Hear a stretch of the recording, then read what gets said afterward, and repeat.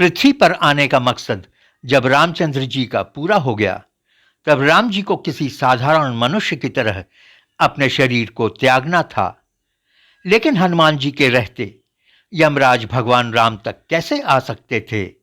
इसलिए राम जी ने जमीन पर पड़ी दरार में अपनी अंगूठी गिरा दी और हनुमान जी से उस अंगूठी को लाने के लिए कहा। परम भक्त हनुमान जी चल पड़े अंगूठी की तलाश में। अंगूठी को खोजते हुए हनुमान जी नागलोक पहुंचे और वहां के राजा से अंगूठी के बारे में पूछा। राजा ने उन्हें बताया कि रामचंद्र जी को उन्हें अपने करीब से हटाना था, इसलिए उन्होंने ऐसा किया ताकि यमराज उनके पास आ सकें और उन्हें अपने साथ ले जा सकें। कहा जाता है कि लंका पर आक्रमण करने के लिए राम सेतु बनाया जा रहा था। एक गिलहरी भी इस काम में मदद कर रही थी। गिलहरी का समर्पण देखकर प्यार से राम जी ने उसके पीठ पर हाथ फेरा। तभी से गिलहरी की पीठ पर ये धारियां मौजूद हैं।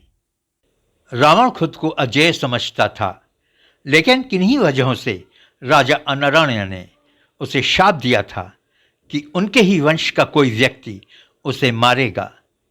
राम जी राजा अनरण्य के वंश के ही थे।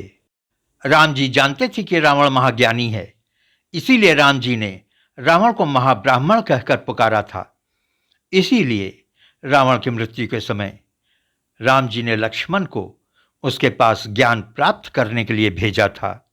क्या आप जानते हैं, सीता जी के स्वयंवर में रामचंद्र जी ने जिस धनुष को तोड़ा था वो शिव जी का धनुष था, लेकिन उसका नाम क्या था?